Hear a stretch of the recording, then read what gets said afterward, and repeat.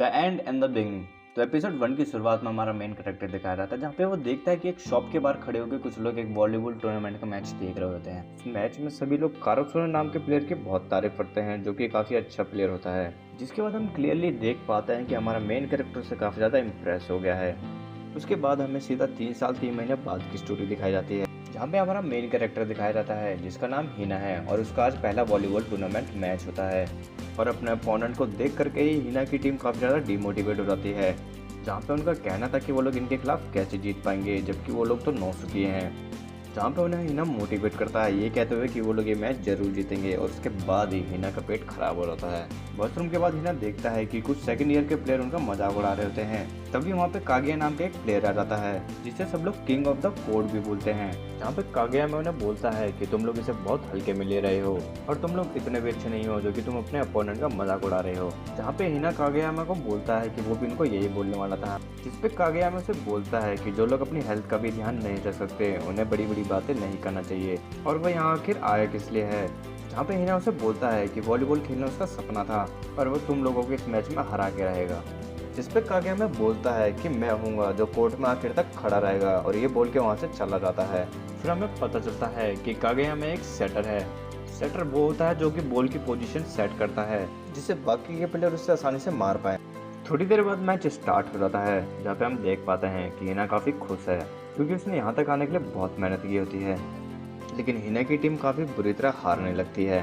वो लोग एक बॉल को ढंग से टच भी नहीं कर पाते, लेकिन इसके बावजूद भी हिना उन सबका हौसला बढ़ाता है। फिर हमें हिना के फ्लैशबैक दिखाए जाते हैं कि कैसे उसने यहाँ तक आने के लिए कितनी मेहनत करी होती है, कि उसके वॉलीबॉल क्लब में इकलौता वो ही था। हिना बस लोगों से रिक्वेस्ट करता था कि वो लोग उसके लिए बॉल सेट करें, क्योंकि उसको स्पाइकिंग करनी थी, उसे उछल के बॉल को मारना था। लेकिन सब लोग उससे पीछे छुड़ा के भाग जाते हैं, इसलिए हिना घंटों तक अकेले ही प्रैक्टिस करता था। वापस गेम में हमें दिखाया जाता है कि हिना की टीम एक बॉल सेट करने में कामयाब रहती है, जिसका हिना पूरा फायदा उठाता है।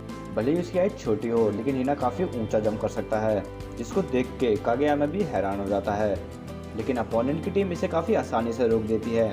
हिना को एक और मौका मिलता है बॉल को मारने का, लेकिन हिना के सामने एक बहुत बड़ी दीवार थी जिसे वो पार नहीं कर पा रहा था, और फिर से अपोनेंट टीम इसको रोक देती है। लेकिन हिना के इतना ऊंचे जंप कर पाने की वजह से काफी लोग हैरान होते हैं। फिर हम देखते हैं कागियामा एक बॉल सेट करता है, लेकिन उनका स्काइपर उसको मारने में थोड़ा सा लेट हो जाता है, लेकिन हिना की टीम उसे डिफेंस नहीं कर पाती। ये एक काफी करीबी मामला था, जिसपे गुस्से में कागियामा उसे बोलता है कि उसे और तेज होना होगा। जिसपे बाकी के टीममेट आपस में बात करने लगते हैं कि ये फिर से अपने सेट को लेकर के पागल हो गया है, और ये इस गेम को इतना सीरियसली क्यों ले रहा है। कागियामा इनकी ये बात सुन लेता है और उन पर गुस्सा करने लगता है कि आखिर तुम लोग कब सीरियस हो गए।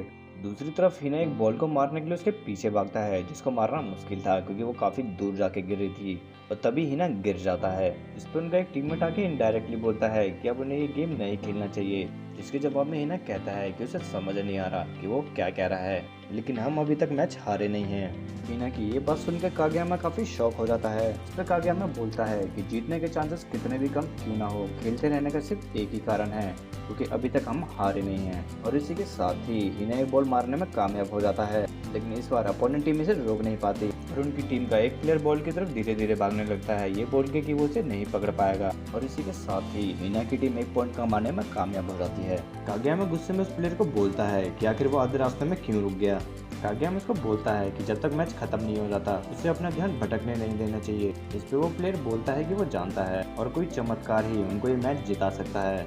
जिस पे कागियामा बोलता है कि जो पॉइंट उन्हें मिला है वो कोई चमत्कार का नहीं था, वो एक मेहनत का पॉइंट था। और कागियामा हिना की तरफ पॉइंट करके बोलता है कि उसने ये पॉइंट अपनी मेहनत से किया है।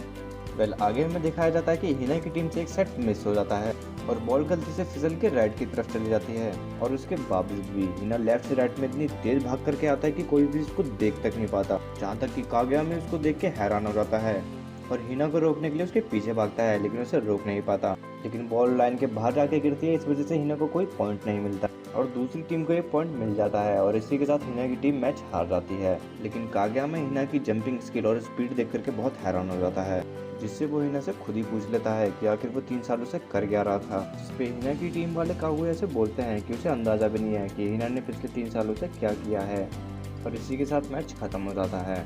तभी हमें कोर्ट के बाहर कुछ प्लेयर दिखाए जाते हैं, जो कि हिना और कागियामा की तारीफ करने के साथ वहाँ से चले जाते हैं। नेक्स्ट सीन में हमें हिना दिखाया जाता है, और हिना को उदास देख करके उसके दोस्त उसको बोलते हैं कि वो वैसे भी नहीं जीत पाते क्योंकि उनके अपोनेंट नेशनल जीतने का दम रखते हैं। जिस पे हिना बोलता है कि उससे कोई फर्क नहीं पड़ता, चाहे तुम्हारा अपोनेंट कितना भी ताकतवर क्यों ना हो।